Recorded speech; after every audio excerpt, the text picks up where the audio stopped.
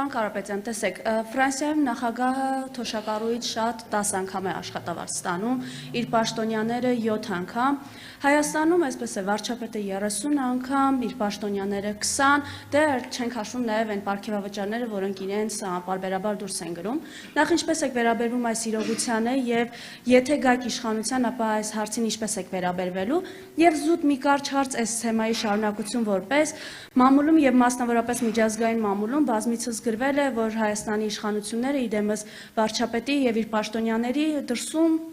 կարողություններ ունեն Կանադա, Միացյալ Նահանգներ, եվրոպական երկրներ, եթե գաք իշխանության, վերադարձ պետությանը լինելու է։ Այք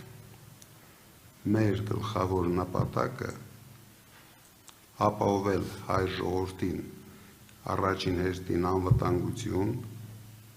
խաղաղ կյանք, կայուն խաղաղություն եւ ամենագլխավորը բարեկեցիկ կյանք։ Դրա համար ես հայտարարել եմ, որ ես միանգամից հրաժարվում եմ աշխատավարձից։ Այն մեկ դրամը, որ ես ստանալու եմ,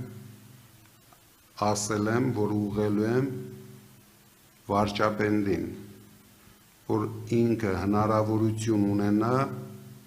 զարգացնի իր խումբը,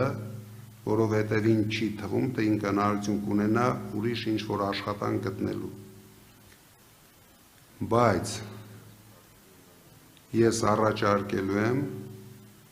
ինքը օգտվի մեր զրո հարկ փոքր բիզնեսի ծրագրից, որովհետև ես վստահ եմ, որ ինքը լուրջ ավելի շատ հոնորարներ չի ստանալու իր վարչապետով։ Դրա համար կարող է օգտվել մեր ծրագրերից։ Ինչ վերաբերվում է ձեր հայտարարություններին Կանադայում, քանի որ հիմա շատ հայտարարություններ են արվում, մենք ոչ մի ապօրինություններ չենք անելու։ Եթե իրոք կան ապօրինի քայլեր, ապօրինի գործողություններ, ապօրինի կաշառքներ, ապօրինի թալան, մենք ամեն ինչ ուշադիր ենք լինելու եւ օրենքի սահմաններում վերադարձնելու ենք մեր պետությանը, բայց եթե դա ընդամենը ժողովրդի մեջ տարածված խոսքեր լինեն, ես չեմ ուզում մի քանի տարի հետո նույն ձևով դուք անդրադառնաք մեր այսօրվա խոսակցությանը եւ հիշեցնեք ինձ, որ դուք ասեցիք ամբողջությամբ հետ ենք բերելու, բայց այնտեղ ռեալ հետ բերելու բան չկա։ Ինչպես այսօր անում են ներկայ իշխանությունները, փոթորիկ են անում ամբողջ Հայաստանով, որ ամեն ինչ հետ են բերում, բայց նույնիսկ ծիծաղելի է 8 տարվա ընթացքում ինչ են նրանք հետ բերել, նրանց գլխավոր նպատակը եղել է վախի մթնոլորտում պահել Հայաստանի թե նախկին ղեկավարությանը, թե բոլոր բիզնեսմեններին, դուք հասկացեք, իրենք մեկ խնդիր են լուծում, վերարտադրվելու խնդիր, դուք տեսնում եք ինչ է կատարվում մեր բիզնեսմենների հետ,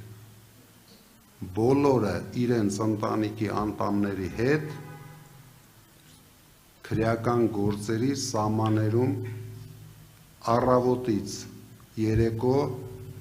գտնվում են տարբեր իրավական հաստատություններում, տո դատարաններում, տո քննիչների դուռը արդեն դա հասել է արտադրական չափսերի, նույնիսկ դուք չեք էլ պատկերացնում, դրանով իրենք ամբողջությամբ ոչնչացրեցին ներքին բիզնեսի ունեցած հնարավորությունները, ներդրումային հնարավորությունները։ Այսինքն մենք ամեն ինչ անելու ենք, լիցկաթափենք առաջի հերթին մեր հասարակությանը, որ առավոտից երեկո չզբաղվեն այդ խոսույթներով, մենք զբաղվելու ենք մեր երկրի տնտեսությունով, ստեղծելու ենք, ինչպես հայտարարել ենք, 300,000 աշխատատեղ, առավելագույնը մարզերում, որովհետև մենք արդեն տեսնում ենք ինչ է կատարվում մարզերում։ Այս մարդիկ ինչ հայտարարում են, իմացեք, սուտ է դա։ Մարզերը խայտառակ վիճակում են, մարզերը աղքատության շեմին են, իրենք 8 տարվա ընթացքում շատ մարզերում կրկնապատկել են աղքատությունը։ Մեր նպատակը առաջի հերթին շատ արագ ամիսների ընթացքում վերացնենք Հայաստանում ծայրահեղ աղքատությունը, եւ մենք դա ասել ենք, մենք դա անելու ենք մինիմում բյուջեի ծախսերով, հիմնականում մեր ունեցած այլ հնարավորություններով, մեր գործընկերներով, մեր ունեցած լավ հարաբերություններով միջազգային շատ հիմնադրամների հետ, որովհետև նույնիսկ ամոթ է, երբ դու 8 տարի կառավարում ես երկիրը եւ ունենք երեխաներ, ովքեր սոված են քնում։ Իսկ մենք ամեն օր մարդկանց կերակրում ենք սուտ խաղաղությամբ, ինչ որ խոսույթներով, հին ու նոր, նախկին ներկա, մենք չենք ընդունելու այդ օրակարգը, մենք գնալու ենք մեր երկիրը զարգացնելու։